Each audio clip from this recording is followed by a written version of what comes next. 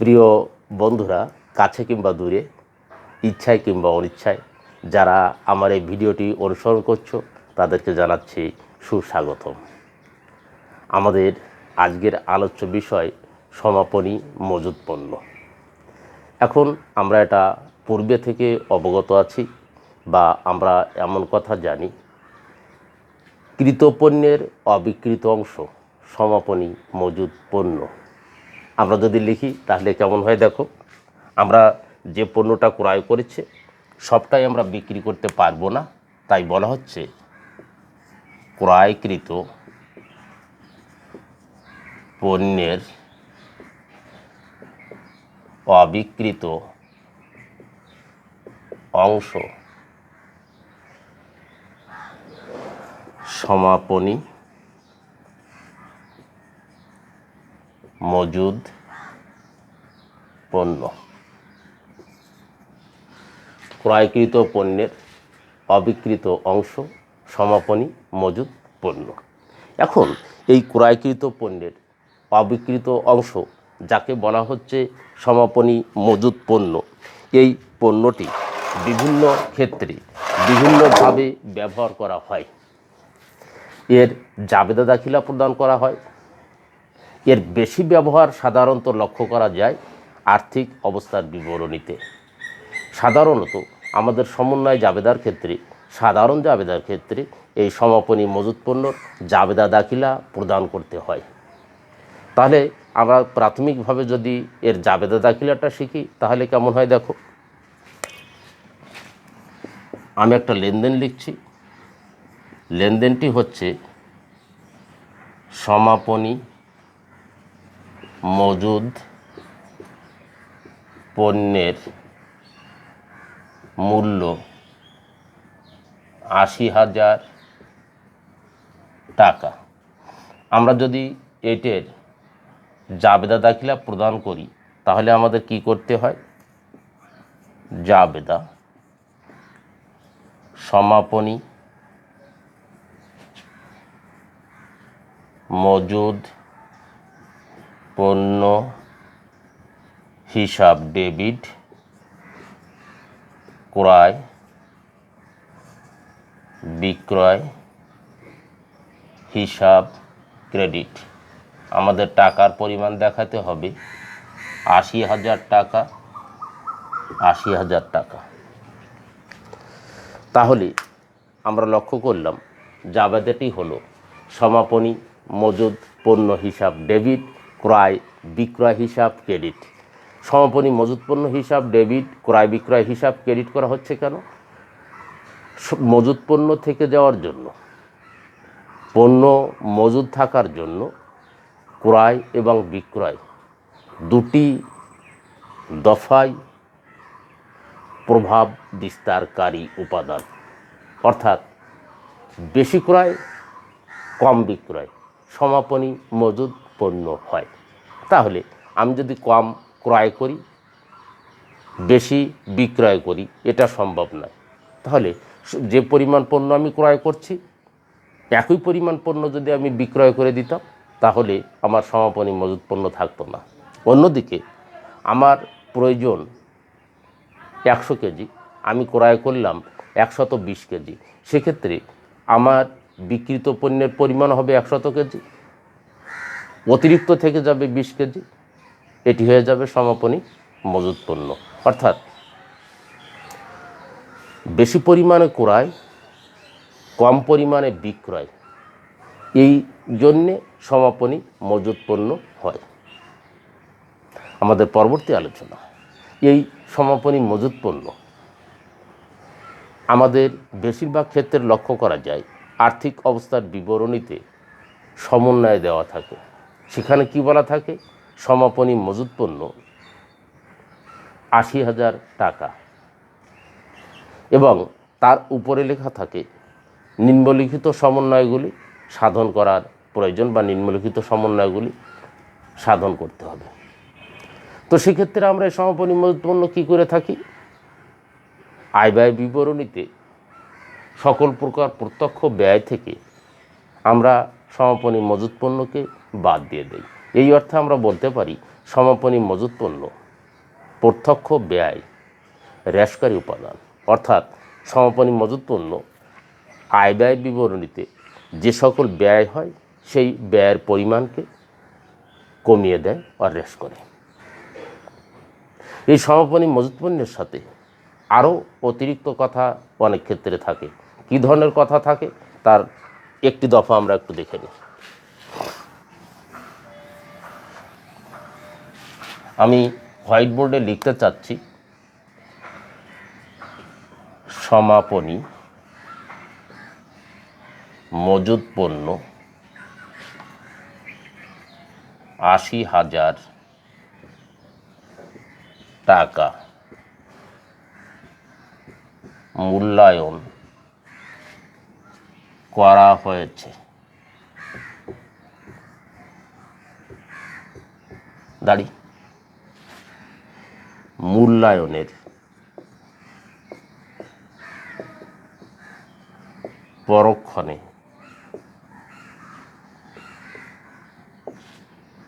১০,০০০ টাকা মূল্যের পণ্য আগুনে বিনষ্ট হয়েছে, যার ৫,০০০ টাকা বীমা কোম্পানি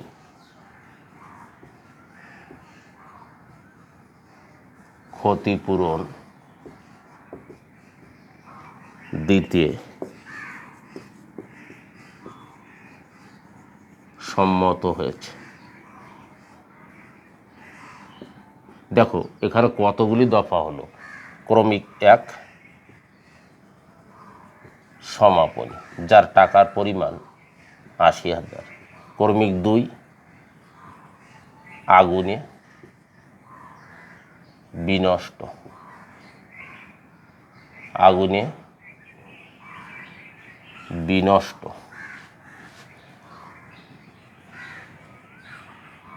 টাকার পরিমাণ ১০,০০০। ক্রমিক ৩ ক্ষতিপূরণ, টাকার পরিমাণ ৫,০০০। ক্রমিক ৪ ক্ষতি,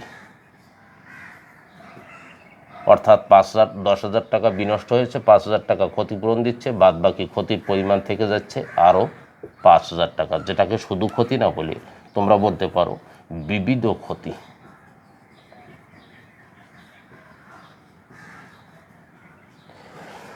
এই ৪টি দফার উপর যদি আমরা আলোচনা করার চেষ্টা করি তাহলে আমাদের তাই বলতে হয়, আমাদের অবিকৃত অবস্থায় মজুদের পরিমাণ ছিল ৮০,০০০ টাকা। পণ্যটি গোডাউনে ও আর গুদামে সংরক্ষণ করা হয়েছিল। অসাবধানতাবশত, অনিচ্ছাকৃত এই পরিমাণ পণ্যের থেকে ১০,০০০ টাকার পণ্য আগুনে বিনষ্ট হলো। এই পণ্যটা বীমা কোম্পানির সাথে বীমা করা ছিল, তারা সম্পূর্ণ নয় আংশিক ক্ষতিপূরণ দিতে চেয়েছে। সেই আংশিক ক্ষতিপূরণ কত? ১০,০০০ টাকার অর্ধেক পরিমাণ ৫,০০০ টাকা তারা ক্ষতিপূরণ দিতে চেয়েছে, আর বাকি ৫,০০০ টাকা এটা ব্যবসায়ের জন্য ক্ষতি, অর্থাৎ এই পরিমাণ টাকার ক্ষতিপূরণ পাওয়া সম্ভব নয়। এখন আর্থিক অবস্থার বিবরণীতে এই দফাটি আর এই সমন্বয়টি আমরা কীভাবে প্রয়োগ করব বা কীভাবে দেখাবো তোমরা পর্যায়ক্রমে খাতায় সংগ্রহ করে নাও। অর্থাৎ প্রথম ধাপ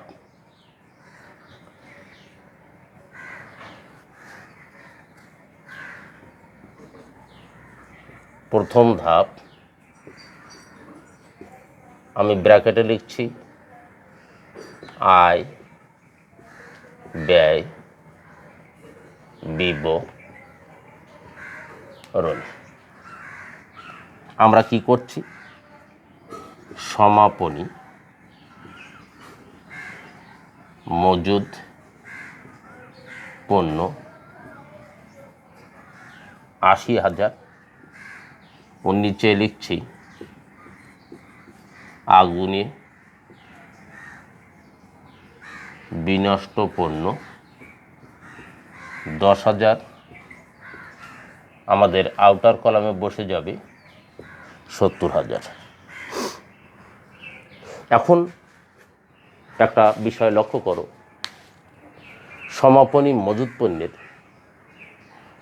যে পরিমাণ টাকা আগুনে বিনষ্ট হয়েছে, এতে সমাপনী মজুদ পণ্য থেকে বাদ দিয়ে শুধু ৭০,০০০ টাকা আমরা আয় ব্যয় বিবরণীতে দেখাতে পারবো না। কারণ এই আগুনে বিনষ্ট পণ্য মোট লাভকে কমিয়ে দেয় না, আর মোটের উপর প্রভাব বিস্তার করে না। এ সম্পর্কে আমি ছোট্ট একটি গল্প তোমাদের সামনে উপস্থাপন করতে পারি। তুমি বিনয়, তোমার নাম বিনয়, তোমার কাছে আমি প্রশ্ন করলাম যে বিনয়, এবারের মৌসুমে তোমার ক্ষেতে কত মণ ধান উৎপাদন হয়েছে? তুমি আমাকে বললে ১০০ মণ। এই ১০০ মণ ধান তুমি মাড়াই করে রাস্তার পাশেই জমা করে রেখে এসেছিলে, পরিবহনের মাধ্যমে বাড়িতে আনবে। দুর্ঘটনাবশত এর থেকে ১০ বস্তা ধান আগুনে বিনষ্ট হলো বা অন্য কোনোভাবে ক্ষতিগ্রস্ত হতে পারে। তাহলে তুমি বাড়িতে ১০০ বস্তা ধান সংগ্রহ করে আনতে পারবে না, সেখানে তোমাকে আনতে হবে ৯০ বস্তা, এবং তুমি গোলাজাত করবে ৯০ বস্তা। তো আমি যদি তোমাকে প্রশ্ন করি তোমার ক্ষেতের এবার উৎপাদন কত, তাহলে তুমি যদি বলো ৯০ বস্তা, উত্তরটি ভুল হবে। সঠিক উত্তর হবে ১০০ বস্তা। তাহলে তোমার মোট উৎপাদন ১০০ বস্তা। আমি যদি বলি যে তুমি গোলাজাত করেছো কত বস্তা, সেক্ষেত্রে তুমি আমাকে উত্তর দেবে ৯০ বস্তা, অর্থাৎ তোমার নিট উৎপাদন হয়েছে ৯০ বস্তা। তাহলে আমরা দেখলাম যে আগুনে যখন পুড়েছিল, তোমার কাছে আমি যখন প্রশ্ন করেছিলাম যে তোমার ক্ষেতের মোট উৎপাদন কত, তুমি ১০০ বস্তায় আমাকে উত্তর দিয়েছিলে। অর্থাৎ এই আগুনে বিনষ্ট ধান, ক্ষতিগ্রস্ত ধান তোমার মোট উৎপাদনকে বাধাগ্রস্ত করে না। আমরা আয় ব্যয় হিসাবে মোট লাভ নির্ণয় করে থাকি, আর মোট লাভের নির্ণয় করার ক্ষেত্রে আগুনে বিনষ্ট পণ্য একে প্রভাবিত করে না। তাই আমরা একবার সমাপনী মজুদ পণ্য থেকে আগুনে বিনষ্ট পণ্য বাদ দেব, আবার সরাসরি দফাটি হিসাবের অন্তর্ভুক্ত করব। এজন্য আগুনে বিনষ্ট পণ্য বলে আমি ১০,০০০ টাকা বাদ দিয়েছিলাম, এর নিচে আবারও লিখে দেব আগুনে বিনষ্ট পণ্য ১০,০০০। অর্থাৎ তোমরা এখানে একটা বিষয় মনে রাখবা, আগুনে বিনষ্ট পণ্য সমাপনী মজুদ পণ্যের অন্তর্ভুক্ত থাকুক বা না থাকুক, এটা কিছু আসে যায় না। এটা আয় ব্যয় বিবরণীতে এই বিনষ্ট পণ্য অবশ্যই দেখাতে হবে। তবে এই আগুনে বিনষ্ট পণ্য সমাপনী মজুদ পণ্যের মধ্যেও অন্তর্ভুক্ত থাকলে,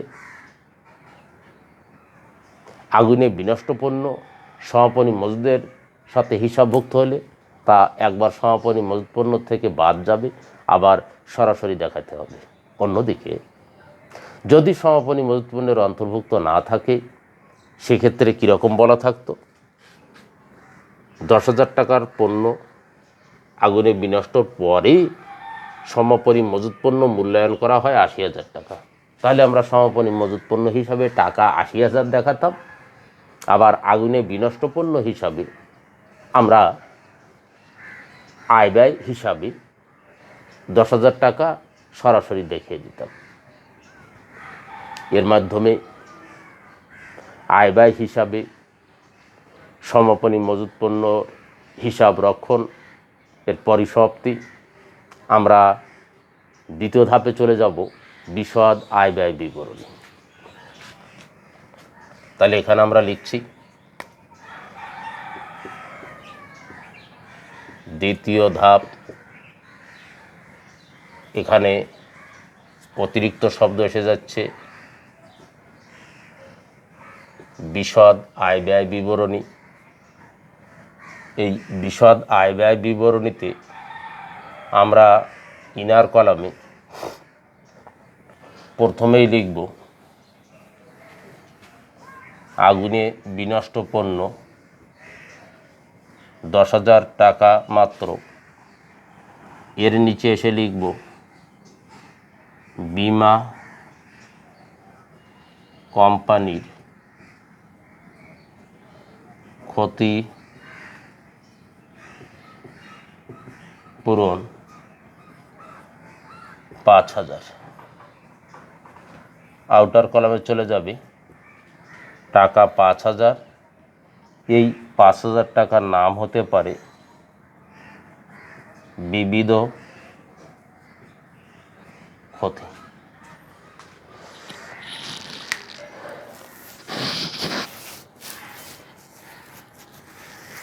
আমি বিষয়টির পুনরাবৃত্তি করছি। আমরা লক্ষ্য করলাম আমাদের যে পরিমাণ পণ্য ক্ষতি হয়েছে তার ৫,০০০ টাকা বীমা কোম্পানি ক্ষতিপূরণ দিতে চেয়েছে। ১০,০০০ টাকার পণ্য আগুনে ক্ষতিগ্রস্ত হয়েছিল, বীমা কোম্পানি ৫,০০০ টাকা ক্ষতিপূরণ দিতে চেয়েছে। তাহলে আমাদের ক্ষতির নিট পরিমাণ দাঁড়ালো ৫,০০০ টাকা। সেই ৫,০০০ টাকাকে আমরা বলে দিয়েছি বিবিধ ক্ষতি। প্রথম ধাপ শেষ, দ্বিতীয় ধাপ শেষ, আমাদের আরেকটি ধাপ বাকি আছে, তৃতীয় ধাপ। অর্থাৎ এই তৃতীয় ধাপে আর্থিক অবস্থার বিবরণী, নিট সম্পদ এবং নির্দায়ের তালিকা আমরা যেখানে প্রস্তুত করি, সেখানে এই বীমা কোম্পানির ক্ষতিপূরণ দেখানোর আরেকটি ধাপ রয়ে গেছে। সেখানে আমরা কি করব, আমাদের বীমা কোম্পানির ক্ষতিপূরণ দেখানোর জন্য অতিরিক্ত কাজ এখানে করতে হয় না। সেটা হচ্ছে কি, বীমা কোম্পানি যে পরিমাণ টাকা আমাদের ক্ষতিপূরণ দিতে চায় সেই টাকাকেই বীমা কোম্পানির নিকট পাওনা, প্রাপ্য হিসাব এমন নাম দিয়ে আর্থিক অবস্থার বিবরণীর সম্পদ পাশে দেখানো হলেই হবে। তাহলে তৃতীয় ধাপ,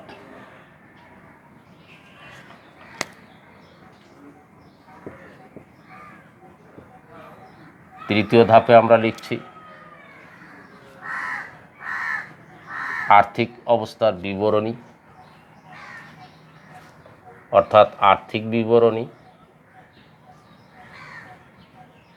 আর্থিক বিবরণীতে আমরা যে লিখছি বীমা কোম্পানির নিকট পাওনা টাকার পরিমাণ ৫,০০০। এটা আমরা দেখাবো সম্পদ দিকে।